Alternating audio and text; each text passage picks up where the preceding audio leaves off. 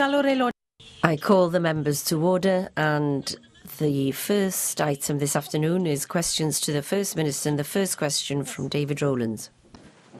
Diolch, Llywydd. How does the First Minister assess progress in delivering the commitments to economic development set out in the programme for government? Well, the Economic Action Plan sets out their approach to building a strong economy through future-proofing businesses and empowering our places and people to become more productive. One of the recommendations in the Economy, Infrastructure and Skills Committee report on city deals and the regional economies of Wales stated there's a real danger that the creation of regional boards and the structures to support them add an additional level of bureaucracy to economic development in Wales. We now understand that North Wales, South West and Mid Wales and South Wales East region will have a regional officer to overlook the city and growth deals. Could the First Minister give an indication as to how these appointments are progressing and also outline what he feels will be their full remit? I understand that the three are in place now.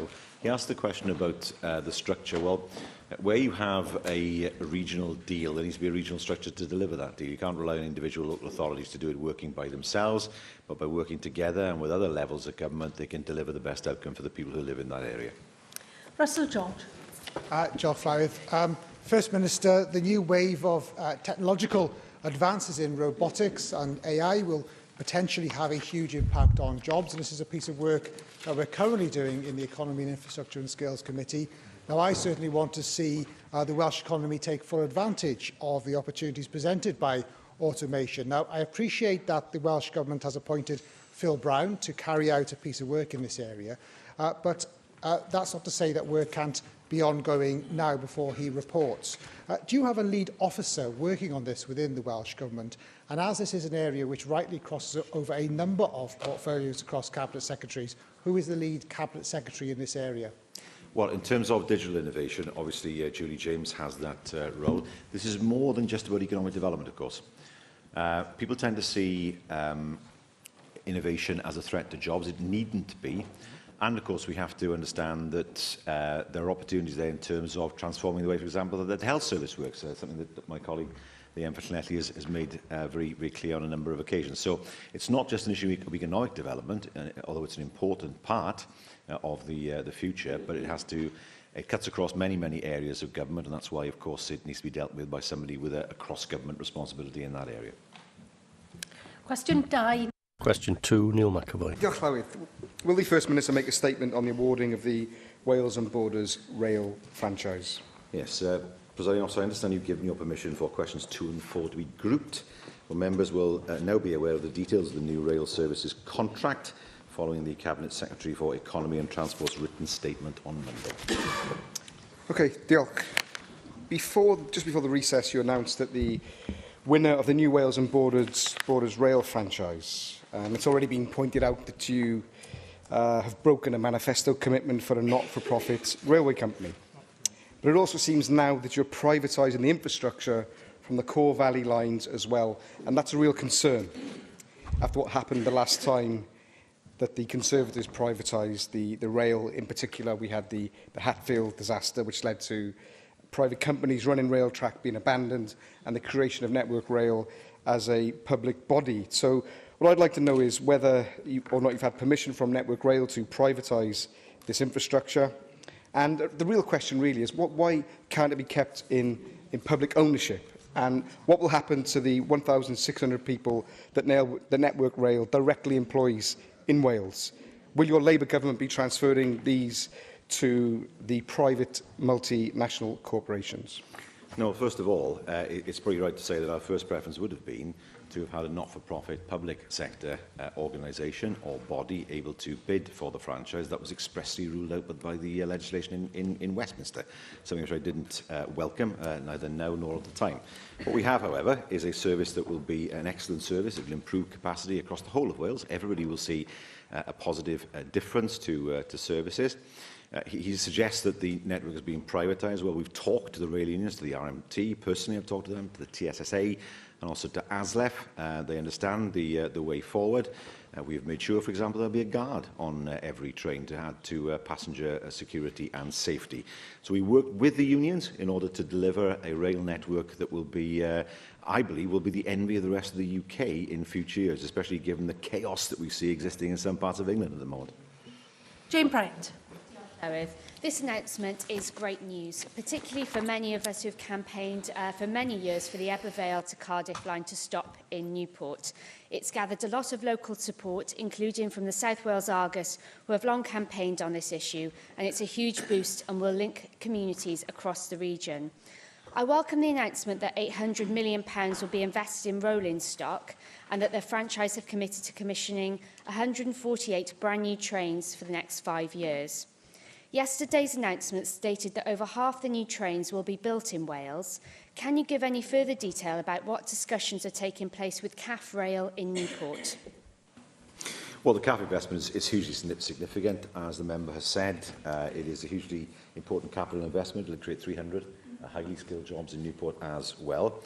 I can say that the ODP is expected to procure a long-distance rolling stock fleet from CAF. That rolling stock will be assembled at the CAF facility in Newport. Of course, the contractual arrangements will be a commercial matter between the ODP and CAF itself. But it's an excellent example of working together in order to deliver jobs in Wales. And there's no doubt in my mind that CAF were one of the things that attracted CAF to Wales in the first place was the fact that we have an exciting programme of investment for our railways. Mark Isherwood. Well, yesterday's statement by the Economy and Transport Secretary said that we'll see a second limited stop express service every hour on the Wrexham-Bidston line from 2021, and from 2022 see services stopping at Wrexham as part of a new 2-hourly Liverpool to Cardiff service. How therefore do you respond to the statement made to me yesterday by rail user groups in North East Wales that the 2 trains allocated to the route could be running an earlier service into Wrexham at around 8:30 and operating a more frequent service over the line during the evenings and on Sunday, and that providing train crews can be sourced, this could be realised as early as December 2018 or the May 2019 timetable change?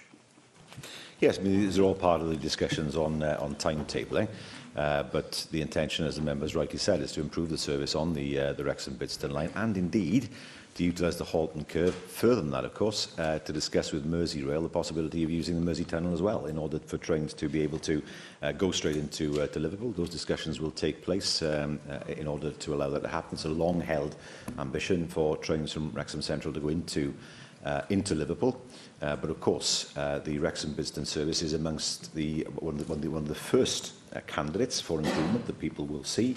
We want to see that line develop even further in the future. Gareth Bennett. Diolch, Llywydd. One of the issues that was mentioned yesterday in press reports was that the payments made to the new franchisee will depend to some extent on their delivery of service, which sounds good. Now, some of the criteria that were mentioned included cleanliness, quality of service and punctuality. But one of the problems with the privatised rail services that we've had in the last 20 years is sometimes punctuality, the rules can sometimes be avoided by trains being cancelled instead. So I wondered if that issue had been looked at with the awarding of the contract. No, that can't happen. We're aware of what happened at Northern Rail. We've ensured as part of the contract that rail operators cannot get out of their obligations simply by running fewer or no trains. And of course, as part of the announcement, there will be arrangements for there will be simplified compensation arrangements for passengers who have to wait as well. So we want to make the service as user-friendly as possible, and it's exciting that the operator wants to do the same. They want to make sure that they work with us in order to build a rail network for the future. It's in the days of 40-year-old trains running on the Valley lines particularly. Those days are coming to an end, and I'm sure the people of the Valleys will be delighted to see that. Jane Hutt. Minister, I welcome the announcements made as a result of the Wales and Board of Rail franchise and South Wales Metro. I particularly welcome the commitment to include half-hourly services to the Vale of Glamorgan line from 2023. I've been campaigning for this for many years, and of course you recall the Welsh Government reopened the stations at Rhys and Llantwit Major in 2005. Does the First Minister, do you agree with me that a half-hourly service which calls at Rhys station for Cardiff Airport will also improve access to the airport? Yes, it will. And I can also say that Transport for Wales, with support from the ODP, will also be procuring a bus service as part of an integrated approach to improving connectivity across the Vale of Glamorgan, connecting Barry and the airport, and that will be available no later than the 1st of January 2024. Mark Reckless. I welcome the new contract and particularly the long overdue new rolling stock for the Valleys lines, but also the reduction in fares from the upper valleys, which will help many people get more opportunity to commute in and access jobs, particularly in Cardiff. Could I just ask the First Minister to say something about the risks that may come from the contract in terms of the different approach to risk sharing, and if we see passenger numbers and fares undershoot relative to expectations, what may be the implications for other government services? We don't anticipate that at all. The last franchise was let on the basis that there will be no growth in passenger numbers. There was an enormous growth in passenger numbers, and we see now the overcrowding that takes place on so many services, not just on the Valley lines, but across many services that run on the Wales and the Borders franchise network. We have built in to to the agreement the expectation that passenger numbers will rise, particularly but not exclusively passengers going through Cardiff Central, and the agreement is based on seeing an increase in passenger numbers. I can't see the numbers decreasing. I can't see that people will want to travel less or not travel into work. We must be careful to make sure, of course, that there is sufficient capacity over the next few years that people feel that there is a comfortable and good value alternative to the car. Because what we can't do is keep on building roads into our cities in the hope that that will resolve the issue of traffic. It can't be done without demolishing houses. Questions now from the party leaders. Leader of the UKIP group, Caroline Jones. Llywydd. First Minister, the plans for the new Wales and Borders franchise are very promising and a clear demonstration of what can be achieved by a true public-private partnership. The investment that will be pumped into our rail network over the next decade could not be achieved by the public sector alone.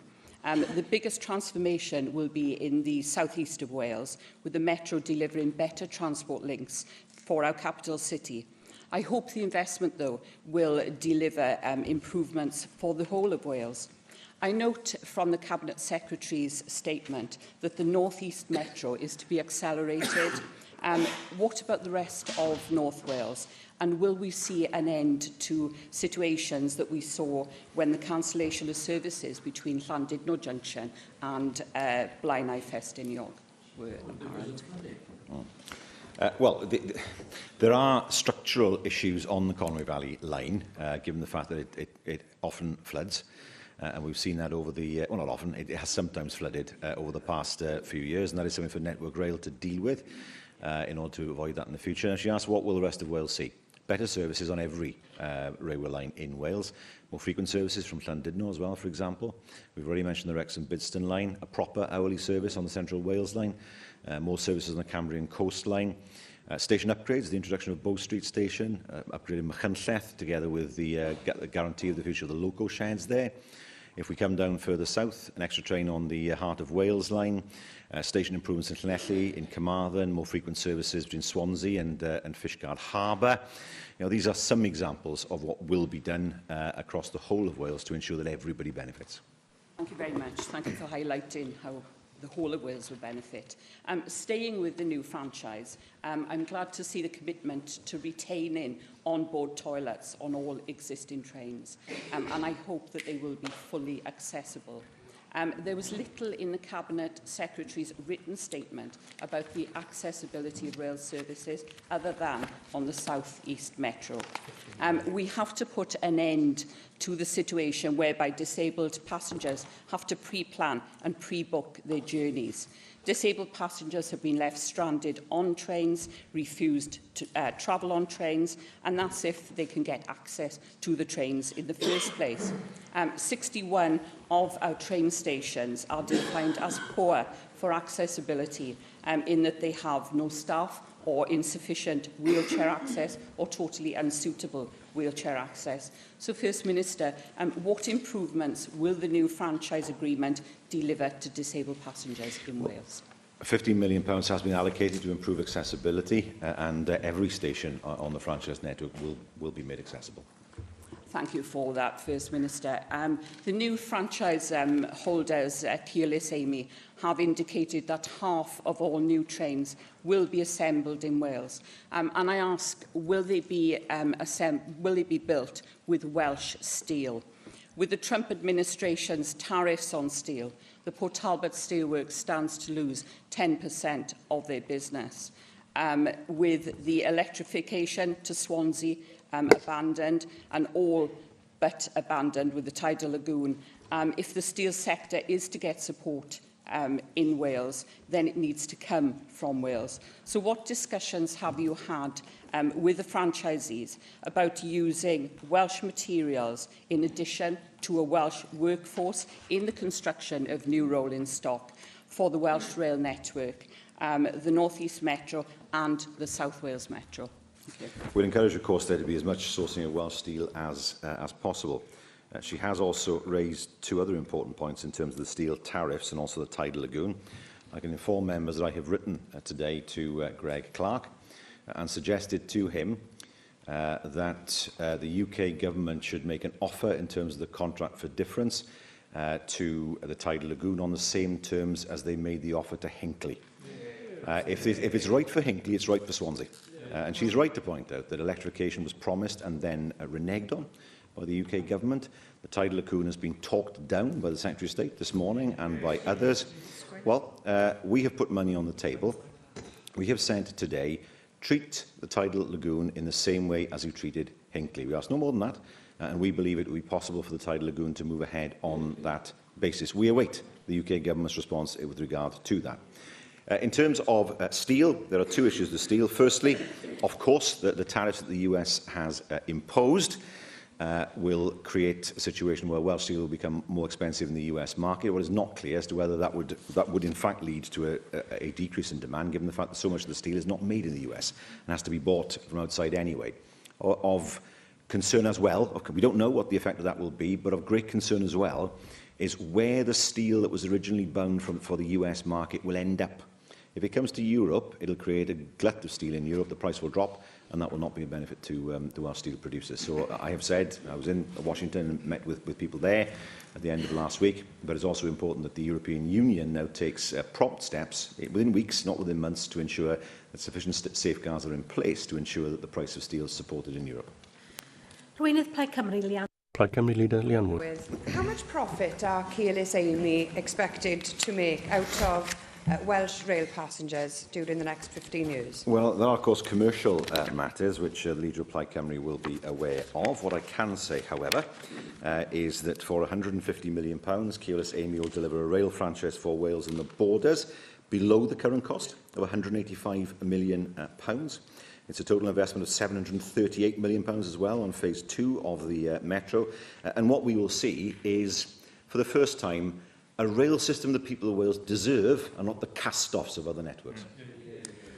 First Minister, there's been talk of this 3% cap on profits, and if that is true, that is no cap at all, because according to the rail industry's own trade body, the Rail Delivery Group, the average operating profit for a rail company is 2.9%. So this means that your cap is higher than the average profit margin for train companies. Putting that aside, the Wales and the Borders franchise doesn't commercially make a profit. So the only way that any rail company makes money is through government subsidies. That means, First Minister, that you are paying profits out of our budget to the pockets of private shareholders. Secondly, the idea that you won't pay a company if it doesn't meet its targets is hardly some kind of radical socialist policy, because nobody pays for work that hasn't been done. It's as simple as that. Now, page 20 of the manifesto on which you were elected promised that you would deliver a not-for-profit rail operator. You have failed. You've done the exact opposite. So can you explain, if you believe that the only way to deliver a rail service that works for people in Wales is through a not-for-profit operator, why have you lumbered us with a second-rate private rail service for the next 15 years. Oh, talking Wales down. Talking Wales down yet again. This is of all the people who have commented yesterday, the only party who have said this is a bad idea, then it's going to be a second-rate network, is Plaid Cymru, the party of Wales, apparently, who is saying this. Now, you know, there are legitimate questions. I understand that in terms of the way it works, but to say this is a second-rate network is simply not true. Have a look at what is being proposed for Wales, and bear in mind that the delivery cost is a good £30 million below the current cost. So actually, this is far better value for money than the current system with Arriva. She asks the question again, you know, why was it not the case that this was not set up as a not-for-profit? Why is it not the case that a public sector operator is not running the service? Because the law says so. That's why she can't do it, her party can't do it. The reality is, she is saying to the people of Wales, you know, we would have done something that actually we know legally we can't do. And that's not a particularly credible position, I would suggest. For goodness sake, let's all celebrate the fact we have an excellent rail service that's going to be set up across the whole of Wales. People will benefit, good value, new trains, air-conditioned, all delivered by a Welsh Government working for the people of Wales. First Minister, a cap of 3% will see profits to Keyless Amy in the region of between £100 and £150 million from this contract. Whether you pay them now or in 5 years' time means that the Welsh taxpayer is putting money in the pockets of private company shareholders instead of reinvesting back in our own rail network. That's £150 million that could have been spent on better trains, on more stations, on cheaper tickets. Now, the Scotland Act 2016 contained a clause that explicitly allowed for the Scottish Government to procure a public sector rail operator. 1 year later... I do need to hear, and I'm sure the First Minister needs to hear the Leader of Plaid Cymru. So can we please allow Leanne Wood to continue, please? Please. Diolch, Llywydd. 1 year later, there was no such clause in the Wales Act of 2017. Despite this, your government obediently voted to accept this new devolution deal from your friends in the Conservative government at the UK level. Now, Plaid Cymru didn't dance to Westminster's tune. Plaid Cymru voted against that bill. First Minister, do you now regret backing the Tories by voting for the deficient Wales bill? Just over 2 years ago, we all sat in this chamber and watched Plaid Cymru actively canvass the support of the Tories in order for the Leader of Plaid Cymru to become the First Minister. Now, she sits and lectures us about working with the Tories. I mean, memories are incredibly short on the Plaid Cymru benches. If she asks me, am I happy with every element of the last Wales Act? The answer is no. Of course it's not. There are some elements of it which I don't like, but most of it is something that I think was worth support. I don't take the absolutist view that she takes of. Let's jump off the edge of the cliff and let's see what happens. The reality is that there's more work to be done on devolution. We know that. I know that she knows that. But what we have delivered in the constraints that we have is a better value, better system that the people of the valleys will support, the people of the whole of Wales will support, will deliver a first-rate system for Wales, a first-rate railway system, the best rail system that has ever been produced for Wales, a system that will deliver the best trains, a system that will provide jobs for Newport, for CAF, 300 jobs there, a system that will ensure that we meet our targets in terms of sustainability, in terms of job creation, in terms of economic growth. Why on earth can't Plaid Cymru just for once support something that is good for Wales? Leader of the Opposition, Andrew Davis. Thank you, Presiding Officer. I find myself with a group that's stuck in the middle here, and very often it's good to be in the middle ground of politics, I find. So I'll leave the extremists debate amongst themselves on this. First Minister, what is the Welsh Government's position when it comes to a second referendum, either on the deal that's negotiated around Brexit or rerunning the referendum of June 2016? We don't have a position on a second referendum. If you want my view, I do not believe a second referendum on the issue of Brexit is merited. There's been a referendum, although his party wanted a second referendum on devolution in 2005. I remember that because they thought the result was too close. But I don't take the same view in that regard. So we don't have a position as a government. I think what's important now is to focus on getting the best deal for Wales and Britain as a result of Brexit. Did you correct there, First Minister, that you said you do not have a position as a government? Because obviously two of your cabinet colleagues signed a letter last week indicating that they wanted to see a referendum. Now, I always assumed that government operated on collective responsibility, and I have certainly heard you say on several occasions, as leader of the Welsh Government, you do not support a second referendum. So surely there is collective responsibility, and Cabinet colleagues now, after you've signalled that you are leaving the office of First Minister, are running their own agendas. Why is collective responsibility not running on this particular issue? I can't believe that he's chosen this ground to ask questions. Let's see, for example, the situation that happens in Whitehall. If you want to see a lame duck leader, have a look at Whitehall. What do we have there? We have factions briefing against each other in public. We have people like Boris Johnson openly criticising the Prime Minister over a Brexit policy without any kind of penalty. He'd have been out on his feet if he'd have been in my government, I can tell you that now. We now have this farce where a decision has been taken on Heathrow, where carte blanche has been given to Cabinet Ministers to campaign against that because there's not enough support in Cabinet to take a collective decision. And when it comes to collective responsibility, we are solid here compared to the anarchist collective that exists in London.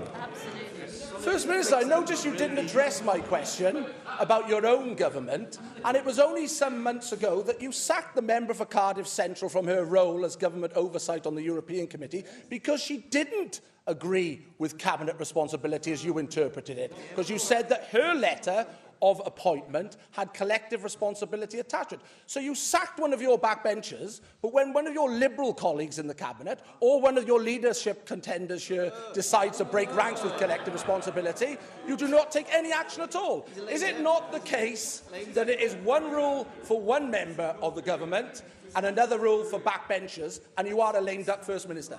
Oh dear, oh dear, oh dear. Well, let's just examine that. As I said to him, as I've said,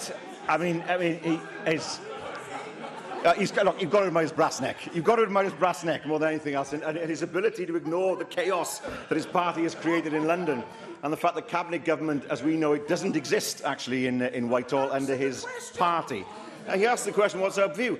Our view has always been, and I've said this many, many times in the Chamber, that any deal should be approved by the parliaments, plural, of the UK. That's the situation. If that doesn't happen, well, it could well be there's another election. There would have to be another election.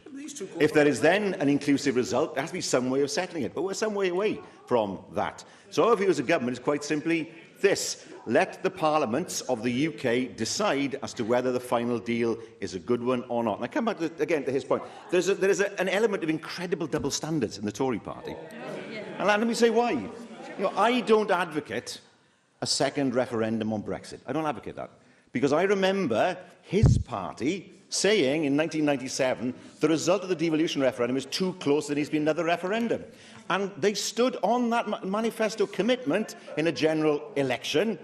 And now they say, well, of course, that was then, this is now. Well, I don't have that double standard. I argued against the second referendum then. I argue against the second referendum now on the issue of Brexit. When he wants to lecture us about our position, he needs to take a long, hard look at his own party and the mess which they're leaving the UK in, the complete lack of planning, the complete lack of unity and the complete lack of a government. Question 3. Question 3, John Griffiths. What future strategy will the Welsh Government follow to improve community cohesion in South Wales? Well, there are 4 objectives that we pursue. Firstly, building community cohesion at the national level. Secondly, cohesion support at a regional level for isolated groups. Thirdly, integration of new arrivals. And fourthly, mitigating tensions and tackling hate crime. First Minister, policing is crucial to ensuring our communities are cohesive and enjoy good quality of life. And our police forces work with local authorities, health, housing and indeed the voluntary sector in close partnership, reflecting the fact that a large majority of police work concerns devolved responsibilities. Given that, and the very strong case for devolving policing that follows from it, what work will Welsh Government do to ensure that relevant issues are foreseen and explored in terms of future devolution of policing? Can I thank the member for his question? He is right to say that we have a long-standing position of supporting the devolution of policing, and of course the Commission on Justice will be looking at further issues. It is important, of course, devolution or not, that we work with the police. We do that, whether it's through the Civil Contingencies Forum, whether it's through other groups such as, for example, looking at victim support, because we're committed to protecting and supporting victims of hate crime. So we provided funding to Victim Support Cymru to operate the National Hate Crime Report and Support Centre. That funding will continue till at least 2020. And there do continue to be positive signs that victims are coming forward and are more confident in reporting. Mohammed Ashkar. Presiding Officer, First Minister, the third sector organisations play a vital role in strengthening and actively promoting community cohesion, as well as providing a link between public bodies and ethnic minorities communities. For them to succeed, they need the support of the Welsh Government. So, will the First Minister outline how his strategy to improve community cohesion will utilise and support the third sector in Wales, please? One of the things that we're looking at is whether we should update the community cohesion plan before the summer of this year to take account of recent rises in hate crime and the new challenges to community cohesion in Wales. I can confirm that we plan to publish the community cohesion plan and the Tackling Hate Crimes delivery plan. So as those plans are taken forward, they will take account of new evidence and fresh circumstances. Leanne Wood. There is definitely more that can be done on this front, First Minister, when you consider the latest figures from the Home Office show that hate crimes are up by a fifth in Wales in just 1 year. The majority of the 2,941 offences recorded, and we know that there will be many more incidents which go unreported related to race or religion. And if you combine this with Nazi graffiti that has appeared in Cardiff and Newport in recent months, a worrying picture begins to emerge. We also know that Muslim women are disproportionately affected by hate crime. So can you tell us, what can your government do to provide targeted support, in particular for Muslim women, but to all others who are victims of hate crime and discrimination? And how can Welsh Government directly challenge this growing problem of hate crime? Well, as I said earlier on, we do fund Victim Support Cymru, and I said earlier on when that funding would continue till at least 2020. Can I join with her in deploring the daubing of racist slogans on buildings, particularly but not exclusively in Newport, and I know that she will share my strong condemnation of that. When it comes to reporting crimes, of course, there are two ways of looking at it. Firstly, if there is an increase in reported crime, it may be that the actual level of crime has increased, but also it may also be that people are more willing to come forward to report crime. It's always difficult to get underneath statistics. From our perspective, we believe that more people are coming forward. They're not enough yet to report hate crime, and that's why, of course, we continue to support Victim Support Cymru, as I've said, and also, of course, to see how we can further evaluate the community cohesion plan in order to be more effective. Question 5, Lee Waters. Question 5, Lee Waters. Diolch. What plans does the First Minister have in place to support the rollout of 5G technology? Well, we've appointed Innovation Point to advise, stimulate and develop activity on 5G in Wales, including opportunities to secure funding from the UK Government 5G Testbed and Trials Fund. Thank you, First Minister. 5G, as you know, will be crucial to enable much of the innovation that will come out of the fourth industrial revolution. Without 5G, things like driverless cars and the Internet of Things simply won't be possible. In China, they've already established 5G testbeds in 16 cities and predict that 5G will be commercially available in 2020. We've currently got plans for just one in Monmouthshire. There's an opportunity to use the Swansea Bay City Region Metro that's been proposed as a test bed for using 5G in Wales to develop a new type of metro in the West. So what is the First Minister going to do to make sure Wales isn't left behind? And will he commit to ensuring that 5G will be commercially available in Wales by 2020, just like in China? Well, some of that is outside of our control, but he asked the question properly, what are we doing as a government? What I can say to him is that Innovation Point have been working closely with local authorities to develop credible bids, and they have done that with the Swansea and Cardiff city regions. The deadline is the 12th of this month, but that work is ongoing, so that it's not just Monmouthshire, but we look at how this can work for the regional, for our city regions as well. I can say as well that Innovation Point is working with a digital catapult to undertake the Wales element of a wider UK 5G mapping study. That's delivered an up-to-date, comprehensive view of the emerging 5G system in Wales on both a regional and local level. So as the North is concerned, Innovation Point have also been providing support to Bangor University in their efforts to establish a digital signal processing centre of excellence in the north of our country. So Monmouthshire, yes, first, but looking now, of course, at Swansea and Cardiff and beyond. David Melding. First Minister, can I welcome the fact that Monmouthshire will be chosen as a 5G testbed? I think the implications for rural connectivity are outstanding. And this announcement is a clear example of the UK Government delivering in terms of digital strategy for Wales, and I look forward to how you're going to cooperate with it. We've heard about the range of applications, and these, to add to them, will go to smart farming with drones and using the internet to improve healthcare in the home, increasing manufacturing productivity, even as far as self-driving cars. So what consideration are you giving to the impact that 5G technology will have on the health sector and public sector in Wales, first observing the practice in Monmouthshire? Discussions are ongoing between the Cabinet Secretary, Julie James, and those in the health sector to see how 5G can benefit the health sector. As I said earlier on, we quite often see technology as something that primarily benefits the economy. It does, no question about that. But we know there are opportunities in both health and education and other sectors to make sure that technology facilitates better working in the future. Question 6, Nick Ramsey. Question 6, Nick Ramsey. What measures is the Welsh Government taking to support small businesses in Monmouth? Well, through Business Wales and the Development Bank, we're committed to supporting entrepreneurs, of course, and SMEs across Wales, and our focus remains on innovation-driven entrepreneurs, jobs and the economy. Diolch, First Minister. Can I ask you, there was great concern about the introduction of the rate revaluation recently, last year, I should say. That revaluation had a mixed effect across Wales. Some areas were far better off, others were not so good. I mean, areas like mine in Monmouthshire and also the Vale of Glamorgan, Cowbridge, were badly affected.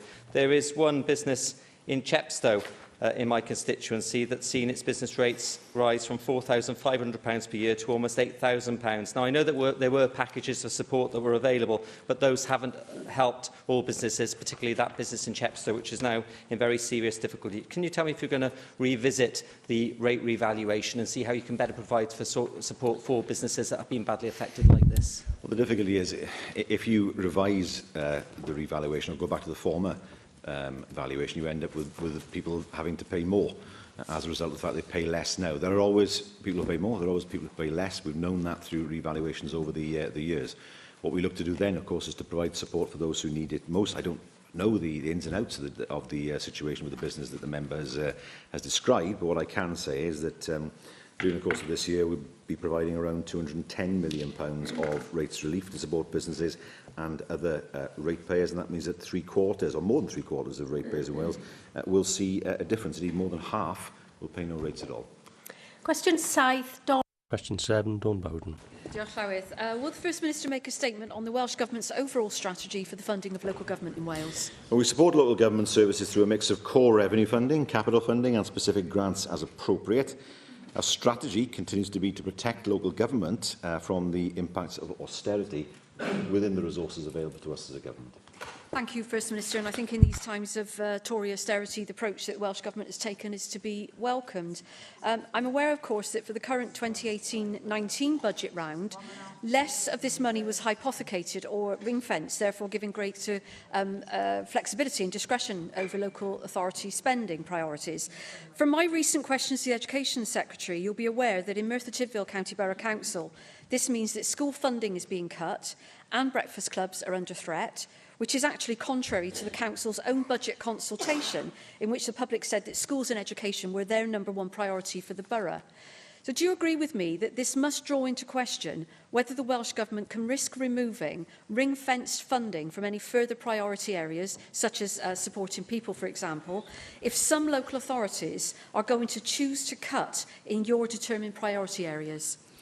Well, the member makes a fair point.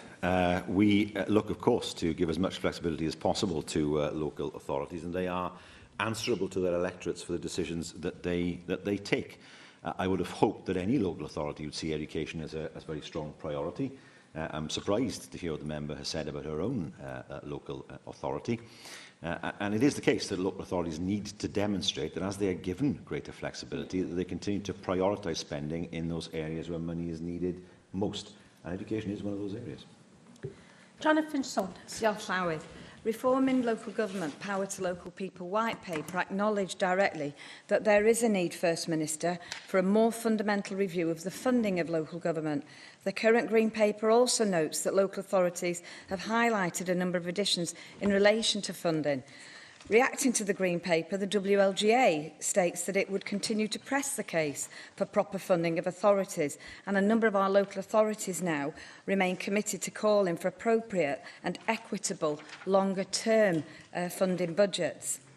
Vale of Glamorgan note that there is a well-made case for changes to the formula, as do many other local authorities. Now, when one considers the correspondence your Cabinet Secretary has received, but yet he ignores, and he isn't listening now, he's actually preferring to completely ignore the question, and he is the Cabinet Secretary for Local Government. So as well as ignoring those calls and ignoring this question today, will you liaise and talk to your Cabinet Secretary, please, to ensure that there is a more sustainable funding model and formula to be established going forward? It's the very least that our local authorities deserve. Well, I think the Vale of Glamorgan need to explain why they spend less on education than anywhere else in Wales per head. That is under her party.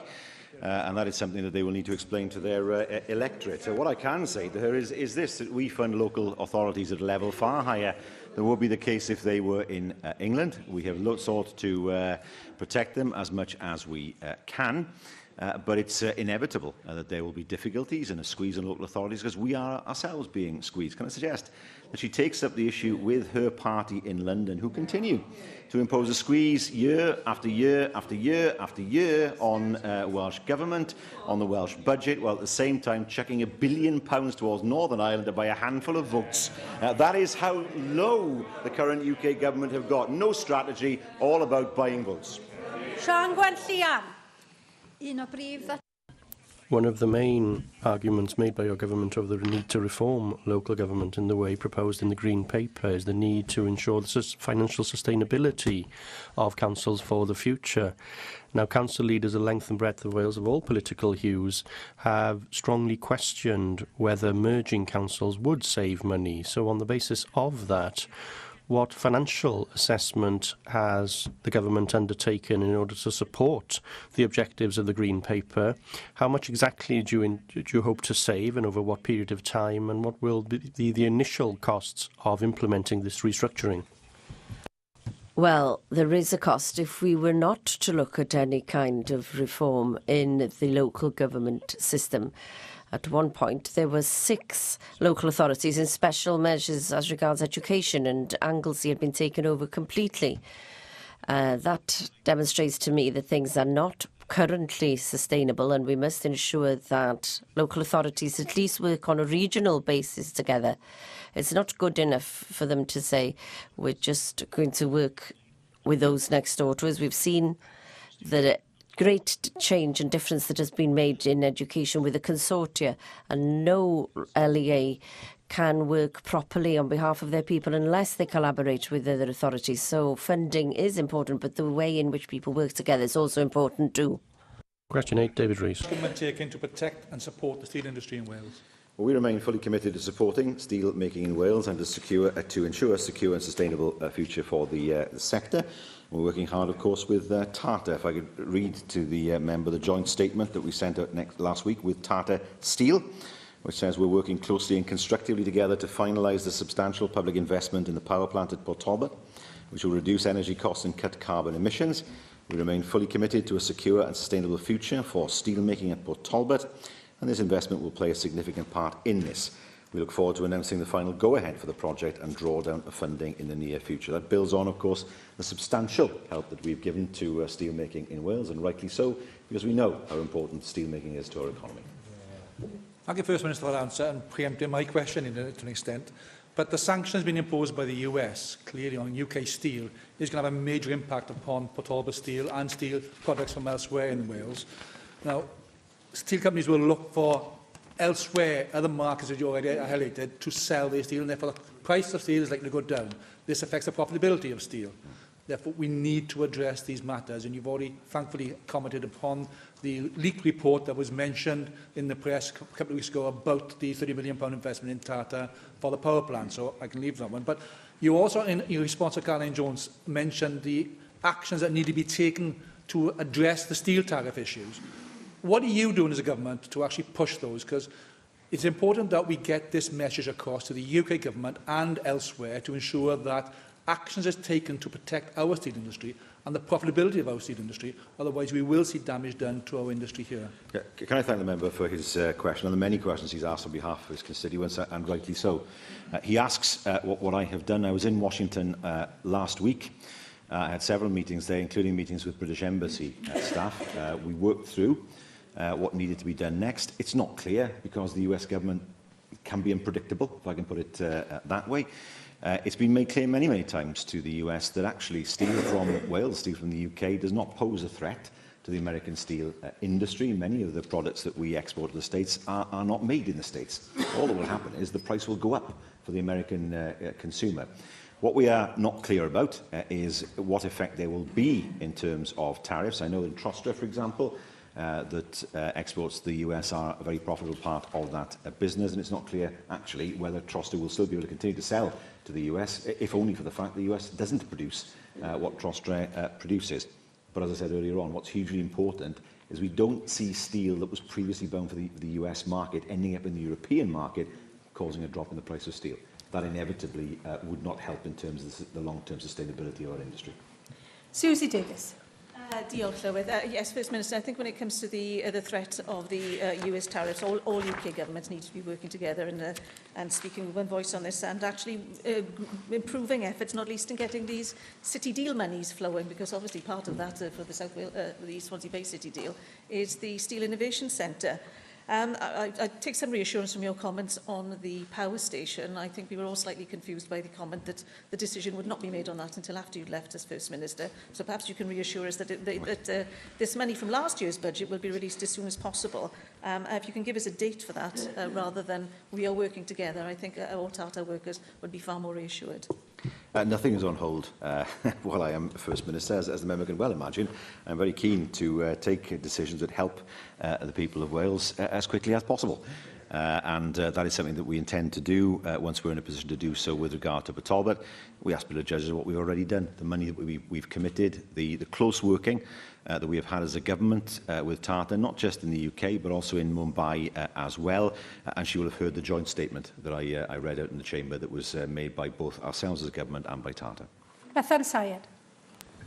Yes, well, it was on the power plant that I wanted to ask further because, of course, I met with Tata and they said that they've obviously completed phase 1, but they've got 3 other stages to complete with regards to the replacement of the power plant. And we're talking here about US steel tariff. Surely investment now is critical in the power plant in Port Talbot to ensure that we mitigate against any worst effects coming from those tariffs. So I understand from their briefing that the heads of terms for the grant funding has not yet been agreed between you. Can you give us assurances that you will make that decision as soon as possible and that you will give us a clear outline as to when that decision will be made so that progress can be put forward in Port Talbot on this particular scheme?